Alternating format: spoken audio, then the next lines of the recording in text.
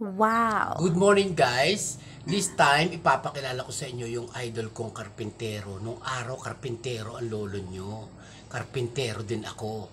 Kaya kami magkasama dati sa trabaho nung nagsisimula pa lamang ako noon. Bago ako mag-asawa. Ayan. Si Kuya Nano. Ayan. Kumusta ka na, Kuya Nano? Okay. Bakit ang dati ng araw magkakasama pa tayo, no? Talaga namang nung kalakasan pa natin talaga namang Ayun. wala talaga lumilipas ang panahon no? Tumbay, paano? Pag hindi nalipas ang paano yung mga supling na natin kung Oo nga. gano'n? Eh, sila naman halin. Para Correct. nga lamang. Correct. Nagdaan sa atin din ng kalusugan. Kabataan ni lahat ang kalukuhan ko minsan. Ganun. Kaya nga kasama sa buhay yan ano. Ang gupit niya mga idol ay palagi ng army cat. Ayan, kaya yung army cat natin, ang idol nating karpintero. Napakasipag nito nung araw. Kaya lang syempre dumaan ang panahon, medyo nagkaedad na. Kaya medyo Ano, lipas na rin. Kaya nga, lipas na rin. Pero nung araw talaga namang wala akong masabi. At least, araw. At least yung pinagdaanan mong hirap nung araw, nagpapaalwan ka na ngayon, di ba? Papaalwan ka na ngayon, aba. Talaga namang Pag maalala ko ng kalilitan nga yung malaki, madaling araw na pupula sa mga parang. Diyan nung araw ang mga bahay dito kasi mga saligay, tawalan, correct. dindingan, wala nagpapagawa mga simintado. Kaya puro Maynila ka ako noon. Madaling araw pa ng Lunes, takbo sa pano. Bama ulit sa biyahe ng ATV o kaya sa Bitico. Wala na ngayon mga Bitico. Kaya nga. Sa ibang bansa nga, kuya, ang ano na ngayon, yung mga electric cars, lalo na sa Norway, sa bansang Norway. Ang famous ngayon, mga electric cars na. Kaya walang usok yun sa bansang yun Walang usok na sasakyan, walang pollution. Puro electric cars na ang ginagamit. Kaya mura ngayon doon ang gas. Oo. Kaya murang Wala na masyadong gumagamit. wala na halos gumagamit. Puro electric cars. Powered by electricity. Hindi lang makatakbo ng kasuntulan ng hindi gasolina. Ha? Hindi lang makakasuntulan ng hindi gasolina ang kuwan. Kaya nga. Pero magaling yun malayo sa aksidente. Kaya nga. Walang pollution.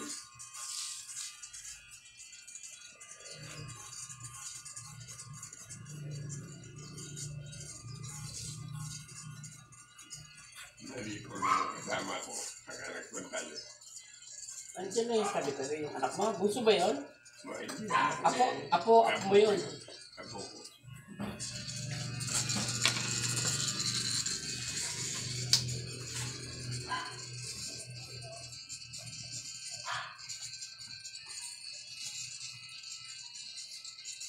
Guys, nung kalakasan pa namin noon, kami magkakasama sa paggagawa ng mga bahay. Naghahalo din ako ng semento, naghahakot ako ng hollow blocks, and I'm proud of it. Hindi ko kinihiya yung guys. Talagang kaya nga pag nagdaan ka sa wala, dadaan ka sa sagana. Paano ka dadaan sa sagana kung ultimong pag ikiwala ay hindi ka nakilod? Di siyempre, bago ka dumaan sa sagana, dadaan ka muna sa wala. Kaya kung sipag lang ika ni Idol Kuya Nano, yun, take note, para sa mga kabataan dyan magandang aral yun. Kaya ngayon nasa pagsisikap ang pagtatagumpay, Huwag tayo maiinggit sa mga tao nagtatagumpay dahil iyon ay talaga namang nagsikap para magtagumpay. Saka may kanya-kanya. Kung maaari, ipalo natin sila at sundan ang kanilang mga yapak para magtagumpay din. Di ba, Kuya Nano? Oo. Pero may kanya-kanyang kapalaran ng tao. Gawa na ako marami akong dinaanan din. Nagnegosyo ako. Bagsak. Ano pang mga hanap buhay ang ginawa mo nung araw bago ka naging karpintero dati? Ako hindi ka awal sa sinihan nung araw. Ano no? Projector operator ako nung araw dyan sa nawa. Project Operator. operator. Sa mga Okay. sinihan, Okay. palabas. Projector operator sa mga sinihan. Imagine, from projector operator, ngayon siya ay nagkarpintero si dati. Hanggang sa naging senior siya. Imagine that, guys. Pero mo yun. Kaya lang umalis ka, Juan, wala mangyayari sa ganun trabaho. Dahil pagpasok ng trabaho, kahit anong kailangan sa iyong pamilya mo, hindi ka makakalit. Correct. Sagutin mo mga tao na nasa loob. So, kaya senior ka na, dapat naman talaga umalwa na ang buhay mo ba? Kaya ginawa ko, wala pa akong hindi ako marunong mag-araro. Ngayon nag-resign ako. Sabi, may hawaan naman akong lupa. Yung lupa na tayo napili. Ngayon na naibuyang mo. Kanyang lupa yan, hinawakan ko. Wala naman ginawa. Ay, doon hindi pa ako marunong mawala ka naman siya. Kitil ang akin. Aba, yung isang kaingay ko ang sakit ang akin kukurso ka. Ano yung bubuhatin mo yung kalamansi? Hindi pipitasin. Pipitasin. Tapos pupuntahan ng mami. Nagpapaupa ka noon. Hindi gamit. Kalamansiyan dito lahat lahat ang may kalamansiyan. Pero nung araw daw, itong Balele, puno ng mga orange at pinagpupuno dito bago pa naging kalamansi. Umuubra pa raw dito kasi ini-research ko sa Google, ang ating palang barangay dati, ang unang namumunga dito at tanim mga tao dito yung mga orange bago naging kalamunding. Yung singkong kung tawagin. Oo, singkong. Tapos kalamunding na. Kalamunding na. Ngayon ang mga tao noon umasar ang kalamansi at nagmahal na. Para mga pensionado ang taga-rito, lagi lahat ay nasa sugalan. Oo, nakasugalan. Kailangan ng pera, Di ba? Kailangan mag-akit ng kalamansi para magkapera. Di ba sugal dati, di ba? Hindi na nag-aalala ng pambigat. Makapera sa kalamansi. Alam mo naman ang tao, di ba? Kahit nga hanggang ngayon, di ba, pataya-taya sa wedding. Nag-happy-happy na siya. Happy-happy. Kaya noon, natuturin naman ako mag-alaro at akawan. Nagtatanong na rin ako ng palay. Hindi kami nabili ng bigat. Ay halos lahat naman dito sa Balili, hindi nabili ng bigat eh. Kaya nga, kasi nagtatanim pa ng palay yung mga... Lahat ay palayan. Yung doon sa yung tinarbaw ni Gulyo doon. Ayaw ko sa gabi na una niya sa miyara doon. Yung hawak ko eh. Yes, Italian na lupa dyan. Yun ang kakao. Nagtanong ako pala sa banda silangan. Siguro doon naman nakatabi kaya ko. Ang kanya itinanim naman, magsaysay. Magsaysay na bigas? Na palay. Okay. Ang itinanim ko naman, yung pinaula. Magkaiba. Mabango. Pinaula? Oo. Ba't nga wala na? Meron pa ba ngayong mga pinaula na bigas? Ay wala na. Dahil puro imported na eh. Puro mga jasmine rice ngayon, mga maharlika. Pero yung maharlika, sa atin na yan. Possible na sa atin yan. Patubo na sa atin. Oo nga.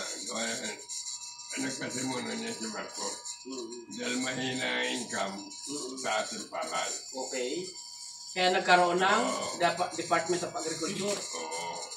Nung pumunta si Imelda sa Taiwan yata. Okay. Nagdala ng binig. Yung pagtubok. Katulad yung magsaysay, sila rin may dala. Ang magsaysay naman ay galing Indonesia. ay umasar yung dala nilang palay. Ultimo susunod, dala nila Imelda. Bohol. O, kita mo, si dating First Lady ang nagpaano nun. Oo. Yung mga isla dyan sa Karamba, yung mamalit kong tawagan, yung mabilis lumaki. Si Imelda rin. Bohol, ang damay, dala. Ngayon, pinagpapapatay naman ng pangkawanan. Pag nakakayat sa palayan, ubus ang daon ng palay. Oo nga. Kumbaga mga pesting na sumisira ng halaman. Oo, kaya nawala ang mga puno. Ano yung kohol? Mga kohol? Kasi nung araw, ang mamahalang ko, ngayon yata ay wala na. Wala na tindahan. Pati susunodin, dami sa palengke. Kaya nung araw talaga, no? Sagana ang Pilipinas sa mga ganong klaseng ano. No? E paano kasi ang ilog natin at dagat hindi pa polluted. Oo. Hindi pa polluted. Nung dumami ang tao, pati dumi nila doon ay tinatapon sa papunta sa ilog yun. Mamatay ibang sibilyan ng isda. Samantalang nung araw dyan sa tapatan, ang daming nahuling isda, palos, ipon, saka yung ayungin. Ang dami. Ang ginagawa naman ng iba, yung tinutuba, kaya pati mga maliliit ay namamatay. Pero ito rin ginagawa ng tao kasi. Kaya nasa tao rin yung ating ng kalikasan.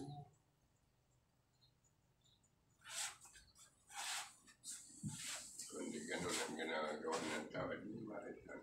Yeah. Di dyan sa ilog ka na yan, dami pa nahuli rin isda.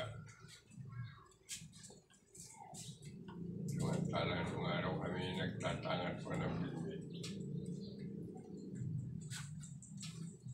Kasama ko sa natin yung nagtatangat ng bibig. Kalakasan ni Mang Femi nung araw din, ano? Kayo magkakabas, no? Pinatiran ko dito. Na parang at least na may maintain mo yung iyong health kahit ikaw ay may edad na. Basta huwag ka lang masyadong... At paano kasi, napag-aralan ko na kinarailan, mag-i-exercise ka kasi. Pagkakagising mo sa umaga, kinarailan, yung unat mo, isandak-sandak mo pa mo, pati kamay mo. Tama. Para yung dugo mo na nakatining sa mga barabara sa pa, tatakbo. Tama.